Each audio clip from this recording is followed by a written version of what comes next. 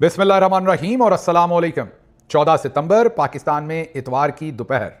सबसे पहले countdown 76 days to go.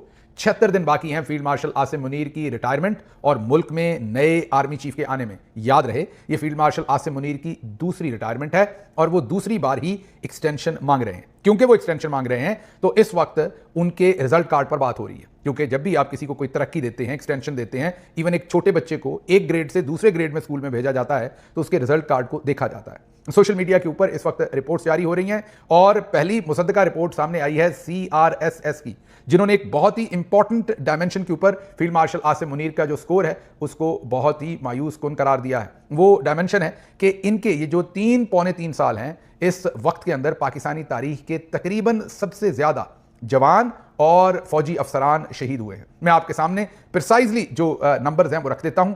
2022 में 379 शहादतें, 2023 में 500 से ज्यादा 500 से ज्यादा शहादतें, इसी तरीके से 2024 में 685 से ज्यादा शहादतें हुई। यहां इस रिपोर्ट के अंदर लफ्ज बार बार हलाकतें लिखा है। मैं समझता हूं कि हमारे बेटे, हमारे भाई, भले ऊपर बैठे जनरल्स की पॉलिसी कोई भी हो, जब वो वतन पर जान कुर्बान करते हैं तो हमें उन्हें शहीद ही कहना चाहिए। तो आगे चलते हैं। अगर हम देखें जो मिलिटेंट्स के हमले हैं 2023 में 645 थे, 645 थे, और बढ़कर 2024 में 856 हो गए। हर नंबर जो है वो इंक्रीज कर रहा है। अगर हम 225 के पहले क्वार्टर तक कुल तशद्दुद से मुतल्लक शहादतों की बात करें तो वो 897 है। मतलब कि प्रोजेक्शन अगर यही रहे जो पहले शुरू के अवाइल के अंदर है 2025 के, तो 2025 में टोटल 3600 से ज़्यादा, 3600 से ज़्यादा शहादतों की मामला जो हैं वो सामने आ सकते हैं। इसमें शायद सिविलियन भी इस नंबर के अंदर शामिल किए गए हैं। लेकिन जो इस वक्त आपके सामने हम डायमेंशन रख रहे हैं कि ओवरऑल फील्ड मार्शल साहब का जो 3 साल का, पौने 3 साल का जो इनका टेन्योर है, इसको अगर हम माजी में कंपेयर करें तो इवन 1971 और दूसरे अवाइल के अंदर कंपेयर करें तो वो नंबर कहीं कम होता था। हाँ, ये बात दुरुस्त है कि जो जनरल अशफाक परवेज कियानी का दौर था उसमें 6 सालों में तकरीबन 10,000 के करीब हमारे जवान, हमारे अफसरान ने शहादत नोश फरमाई थी। लेकिन उस जमाने में याद कीजिए वो 9/11 था, एक प्रॉपर जंग चल रही थी हमारे बॉर्डर्स के ऊपर। इस वक्त कोई ऐसा ऑपरेशन जो है, छोटे मोटे ऑपरेशन तो चल रहे हैं, इनके 3 सालों में कोई ऐसा ऑपरेशन, बल्कि अब ऑपरेशन शुरू हुआ है खैबर पख्तूनख्वा में, इससे पहले ये सारा नंबर उससे पहले का है, तो कोई खास ऑपरेशन भी नहीं चल रहा। उसके बावजूद जो शहादतों का नंबर है वो हमने आपको बताया। ये जो अभी इंडिया के साथ हमारा क्लैश हुआ, इससे पहले तो ये इंडिया का भी नाम नहीं लेते थे कि वो यहां पर कार्रवाइयां कर रहे हैं। अब तो फितनतुल हिंदुस्तान है हर चीज के अंदर। उस वक्त तो फितनतुल हिंदुस्तान का नाम भी किसी को नहीं मालूम था, बल्कि हिंदुस्तान के बारे में बात करने पर पाबंदी थी। गार्डियन की स्टोरी याद कीजिए। तो अगर रिजल्ट कार्ड देखें तो बहुत ही मायूस कुन रिजल्ट कार्ड है। इसके ऊपर तो कम से कम एक्सटेंशन नहीं बनती अगर हम इस परफॉर्मेंस के हिसाब से देखें। बहरहाल आर्मी चीफ सैयद आसिम मुनीर कसूर और मुल्तान की तहसील जलालपुर पीरवाला के सैलाब मुतासरा इलाकों का उन्होंने दौरा किया, वहां पहुंचे। इसमें अहम बात यह है कि मरियम साहब अभी उन्हीं इलाकों में गई जहां पर वो दूर से माइक्रोफोन हाथ में पकड़कर और वो स्पीकर पकड़कर वो दूर से ऐलान कर रही थी, लोगों से डर रही थी, लोगों को दूर दूर रखा था। फील्ड मार्शल साहब की हम तस्वीर पिछले व्लॉग में आपको दिखा चुके हैं। वो बैठे थे, उनके कारपेट था नीचे पाँव के, सामने अवाम जो है वो कुर्सियों पे नंगे पाँव और नंगी जमीन के ऊपर कुर्सियों पे चले बैठे थे, लेकिन उनके लिए कोई कारपेट नहीं था। तो वो हम आपको एक्सप्लेन कर चुके हैं, वो इसी दौरे की बात थी। लेकिन वहां पर जो बातचीत की है फील्ड मार्शल साहब ने वो बहुत ही अहम है। उन्होंने कहा रियासत हर साल कीमती जानों और अमलाक के नुकसान की मुतहम्मल नहीं हो सकती। अच्छा तर्ज हुक्मरानी अहम है। मतलब कि फील्ड मार्शल साहब कह रहे हैं कि पाकिस्तान में तर्ज हुक्मरानी अच्छा नहीं है, हमें अच्छा तर्ज हुक्मरानी करना पड़ेगा ताकि हर साल अमलाक और कीमती जानों का नुकसान बचाया जा सके। तो फिर हजूर ये 70 साल से तो कम से कम आपके पास ताकत है। अयूब खान साहब ने जब से अपने आप को मेरे अजीज हमवतनों और कौम के वसी तर मफाद में, उन्होंने जब से मार्शल लॉ लगाया, आइन को सस्पेंड किया, उसके बाद तो आप छुट्टी पर नहीं गए। उसके बाद तो आपने किसी जमाने में भी सिविलियन गवर्नमेंट्स को काम नहीं करने दिया गया। हर वक्त आपके हाथ में ही छड़ी रही और टाइम की घड़ी भी आपके हाथ में रही और छड़ी भी आपके हाथ में रही। तो फिर ये किसका काम है हजूर? ये बेहतर तर्ज हुक्मरानी अब क्या मालदीव ने आके करनी है या बशारत ने करनी है? हमारा दोस्त जो माचीवाल में है, ये उसका काम है। तो ये जरा बता दें कि ये तर्ज हुक्मरानी किसने ठीक करनी थी, क्योंकि आप तो वज़ीर आज़मों की छुट्टी करा देते हैं। जरा सी आपकी मर्जी के बगैर कोई वज़ीर आज़म काम करता है तो आप उसकी हुकूमत गिरा देते हैं। तो फिर ये बता दीजिए कि ये तर्ज हुक्मरानी भी आपके सपुर्द है ना। तो जब नुकसान होता है, आपको हुक्मरानी करने का शौक है, तो जब गलत फैसलों का खमियाजा भुगतना होता है तो आराम से पतली गली किसी और पर डाल कर आप निकल जाते हैं। तो ये आपको जवाब देना पड़ेगा। उसके बाद आर्मी चीफ सैलाबज़दा इलाकों के जो वो दौरे कर रहे हैं वो ठीक है, अच्छी बात है, लेकिन हमारी उनसे गुजारिश है कि बन्नू की भी खबर लें, KP की भी खबर लें, जनूबी वज़ीरिस्तान की भी खबर लें, जहां पर सिक्योरिटी फोर्सेस पर हमला हुआ है। हमारे 12 बेटे जो हैं वो वहां पर शहीद हुए हैं और मुतद्दद के जख्मी होने की इत्तलात है। इससे पहले हम आपको बन्नू का बता चुके हैं कि वहां पर 140 गाय आर्मी के डेयरी फार्म से वो ले गए, अब वहां पर हम कर्फ्यू लगा रहे हैं। और एक तस्वीर मेरे सामने आई जिसने मुझे हैरान किया, कुछ हमारे बेटों के भाइयों के जो जनाजे हैं जो शहीद हुए, उसके ऊपर आर्मी चीफ और शहबाज शरीफ खड़े हैं। शहबाज शरीफ को कोई बेसिक एथिक्स ही सिखा दे, वो जो जिसने खाकी पड़ा है हमारे सोल्जर का, उसके ऊपर ताबूत के ऊपर खड़े होकर उंगली कर रहे हैं उनकी तरफ, अंदर ताबूत के अंदर, जाहिर है उनके चेहरे की तरफ या किसी तरफ उंगली करके निशान कर रहे हैं। इनको घर पे किसी ने नहीं बताया होगा, जैसे आपको पता है कि खाना खाते हुए जरा सा मुंह खुला रह जाए या आवाज आ जाए तो माएं रख के चपेट देती हैं और बताती हैं कि ये काम नहीं करना। इसी तरह से माएं ये भी बताती हैं कि किसी की तरफ जो मोहतरम हो स्पेशली उसकी तरफ उंगली करके बात नहीं करना। ये सारा खानदान उंगली अकड़ाए रखता है, पता नहीं इन्होंने उंगली क्यों ली हुई है इस तरीके से, हर वक्त उंगली ऐसे रखते हैं। मतलब इनको इतने भी आदाब नहीं है कि एक शहीद का जज्बे खाकी है उसकी तरफ ऐसे करके इन्होंने इशारा करें, वैसे बात करें।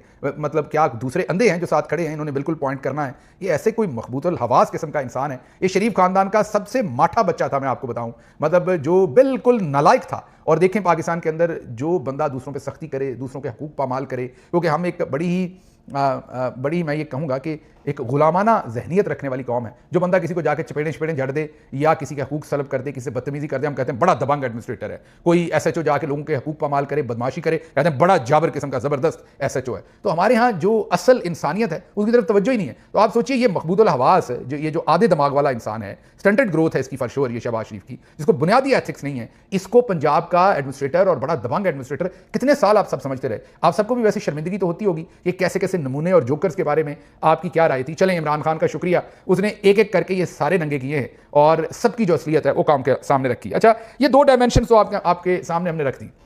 एक तो जो हमारे बहादुर भाई बेटे जो शहीद हो रहे हैं उनका नंबर फील्ड मार्शल के ज़माने में सबसे ज़्यादा रहा, ये मैं नहीं, ये CRSS की रिपोर्ट कह रही है। उसके बाद जो आपके सामने तर्ज हुक्मरानी के ऊपर भी बात किया। अब ज़रा कामरान खान साहब का एक ट्वीट आपके सामने रखें, 2023 में उन्होंने ट्वीट किया था। इसका खुलासा ये है, वो ये कह रहे हैं कि पिछले 24 घंटे की डेवलपमेंट ये है कि chief of army staff general Asim Munir ने अब पाकिस्तान की इकॉनमी को, अब खुद कारोबार जो है रियासत का, उसको खुद लीड करने का फैसला किया है। ये 2023 में उन्होंने ट्वीट किया था। उस मुलाकात में कामरान खान भी शामिल थे। उन्होंने कहा कि उन्होंने 100 के करीब कराची में बिजनेसमैनों से बातचीत की है और उन्होंने कहा है कि अब टफ और डिसाइसिव टोन के अंदर, फैसला कौन, उन्होंने अपनी टोन के अंदर ये बातचीत की और उन्होंने कहा कि जो भी ऑब्स्टिकल्स हैं वो मैं रिमूव करूंगा और पाकिस्तान में स्मगलिंग खत्म करूंगा और स्पेशली ऑयल की स्मगलिंग खत्म करूंगा और ईरान से जो हो रहा है, और इसी तरीके से कोई आपको स्मगलिंग नजर नहीं आएगी। बिजनेसमैनों के लिए लुक्रेटिव कंड्यूसिव एनवायरमेंट होगा और बिजनेस फले फूलेगा और मैं तबाहियां मचा दूंगा। ये दूसरी डायमेंशन है।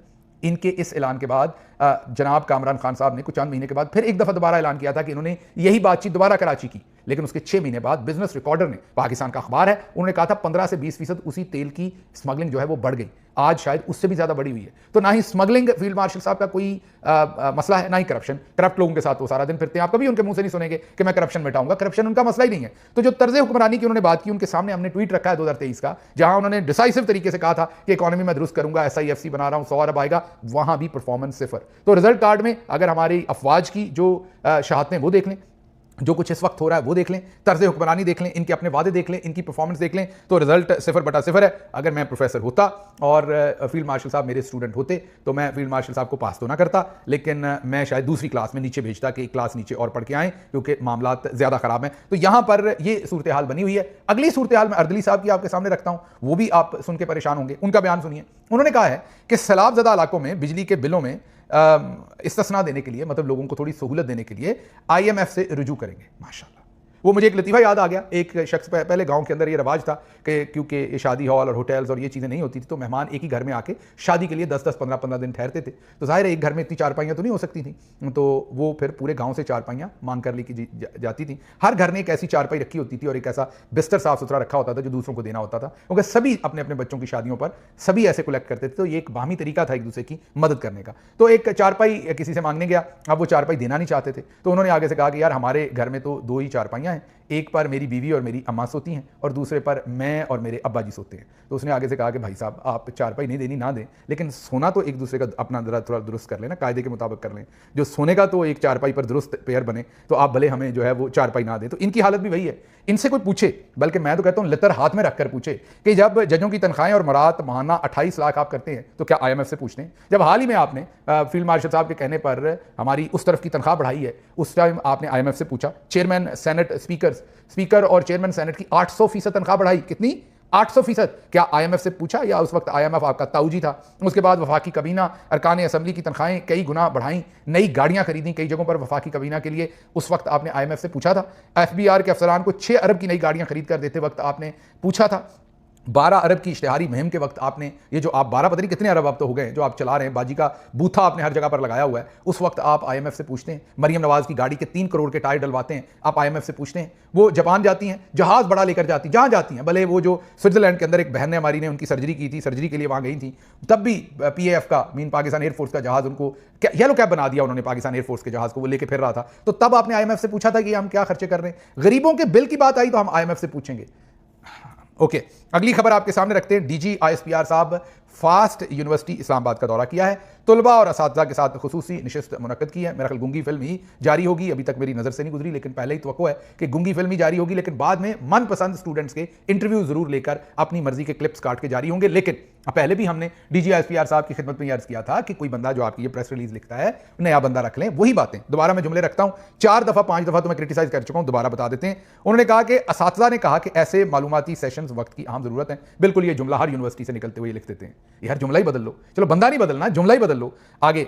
और इनमें तसलसल बरकरार रहना चाहिए। भाई ये थोड़ा सा फर्क किया, पहले लिखा था कि ऐसी नशिस्तें बार बार होनी चाहिए, अब लिखा है तसलसल बरकरार रहना चाहिए। चले कुछ तब्दीली किया आपने, एक लफ्ज़ ही तब्दील किया, कुछ किया। सोशल मीडिया पर बगैर तहकीक मालूमात को पोस्ट करना गैर जिम्मेदाराना रवश है। अब सोशल मीडिया यहां से कहां से आ गया गैर, मतलब अब ये जो बातें हम सारी शेयर करते हैं आपके कारनामों की, ये बताइए कि कहां से गैर जिम्मेदाराना है? लेकिन आपको बुरी लगती हैं, वो नेपाल वालों को भी लगती थी। उन्होंने सोशल मीडिया बंद किया, उसके बाद सोशल मीडिया बंद होने के बाद उनकी हर शय बंद हो गई। मुना आपके साथ भी ऐसा ही है, लेकिन अभी शायद थोड़ा सा वक्त लगेगा। तुलबा का कहना था कि वतन अजीज में इस्तेहकाम सिर्फ पाकिस्तानी फौज की नहीं, ये तुलबा का कहना है। भाई तुलबा को ये कहां से पता चल गया कि हमने ये कहना है? तुलबा बेचारे इतने बाबे कहां से आगे को इस तरह के खतरनाक मुनाफकाना किस्म के जुमले कहें? तुलबा का कहना था कि वतन अजीज में इस्तेहकाम सिर्फ पाक फौज की नहीं बल्कि तमाम इदारों की जिम्मेदारी है। ये बात तो सच है। पाकिस्तान में दहशतगर्दी से निपटने के लिए तमाम इदारों को यकजान होकर काम करना होगा, ये बात भी सच है। लेकिन तुलबा ने यह नहीं बताया कि पाकिस्तान के तमाम रिसोर्सेज और फैसलों के ऊपर पाक फौज के चंद जनरल्स का भी इख्तियार नहीं, वो सबको मिलना चाहिए। ये आपको तुलबा ने नहीं बताया। तुलबा को ये पता है, वो यही सोचते हैं, यही सोशल मीडिया पे लिखते हैं। आप उन्हें बोलने दें, अगर वीगो डाला ना लाए ना, चुप के कुटना चढ़ाएं, तो यकीन करें तुलबा यही कहना चाहते हैं। आप उनको कहने तो दें, आप उनको कहने नहीं देते। अपनी मर्जी की लाइनें हर दफा जहां भी मिलने जाते हैं वहां से आप जारी कर देते हैं। आगे एक्सटेंशन की बात हो रही है तो नजम सेठी साहब ने भी धमाका किया नया। उन्होंने कहा कि जनरल बाजवा एक और एक्सटेंशन लेना चाहते थे, निक्की जई, हाँ मतलब छोटी सी एक्सटेंशन लेना चाहते थे, मगर इमरान खान ने 2 टोक इनकार कर दिया।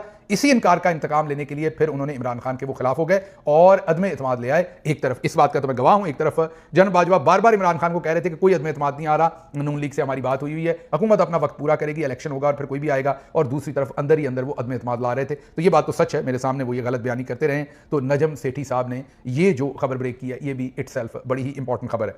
अच्छा जी, अगली खबर जो है इसके बाद, ये तो चले हो गई कि वही काम बाजवा साहब कर रहे थे, एक्सटेंशन।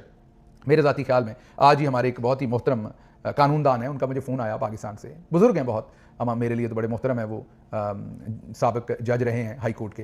तो उन्होंने मुझे ये कहा कि पाकिस्तान के तमाम जराइम की जड़ जो है ना वो एक्सटेंशन है। जब आर्मी चीफ ने एक्सटेंशन लेनी होती है तो सब इदारों की वो तबाही कर देते हैं, और अगर इनकी एक्सटेंशन रोक दी जाए और फौज के अंदर जो दूसरे अफसरान हैं जो कि ज़ाहिर लाइक फाइक होते हैं, एक इदारा है फौज, बाकी किसी भी अच्छे इदारे की तरह फौज भी एक ऐसा इदारा है जो किसी बांझ थोड़ी होते हैं इदारे के, किसी एक ही बंदे को सारा टैलेंट दे देते हैं, पीछे टैलेंट नहीं होता। इस तरह तो मैंने सारी जिंदगी ऑर्गेनाइजेशनल मैनेजमेंट और लीडरशिप पढ़ाया है, तो ये तो इदारों के अंदर ऐसा तो नहीं होता ना कि एक ही बंदा जो है वो सही दिमाग से पैदा होता है, बाकी सारे स्टंटेड ग्रोथ होते हैं।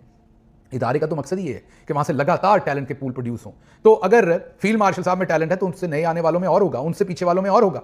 तो ये क्यों आर्मी चीफ ट्रस्ट नहीं करते अपनी फौज के ऊपर ही कि इनको लगता है कि आने वाला जनरल मेरे से भी बेहतर होगा, और उसको बारी क्यों नहीं देते, अपनी एक्सटेंशन पर क्यों फोकस रखते हैं? तो उनका कहना था कि सबसे बड़ा जो अजाब है, जो गुनाह है पाकिस्तान में, वो एक्सटेंशन ही है, और एक्सटेंशन की वजह से हुकूमतें गिराई जाती हैं, उसी की वजह से करप्शन मसलत की जाती है, उसी की वजह से करप्शन का लोग करप्शन करते हैं। इन्हें एक्सटेंशन चाहिए होती है, ये उस वक्त उन्हें NRO देके ड्राई क्लीनिंग कर देते हैं। तो अब सब सियासतदानों को भी पता है कि दबाकर करप्शन करो, जब इनकी एक्सटेंशन आई हो इनको एक्सटेंशन दो और अपने आप को ड्राई क्लीन करा दो। तो सब ये एक विशेष साइकिल के अंदर पड़े हुए हैं और सब ये मिलकर करप्शन कर रहे हैं और एक दूसरे का हिस्सेदार है। तो असल बीमारी की जड़ जो है वो करप्शन है। जैसे वो हकीमों ने नहीं लिखा होता कि हर बीमारी की जड़ जो है वो कब्ज है, इसी तरीके से ये आपने गलियों बाजारों में देखा होगा, ये उसी तरह का मामला बना हुआ है कि हर बीमारी की जड़ जो है वो पाकिस्तान में वो एक्सटेंशन है।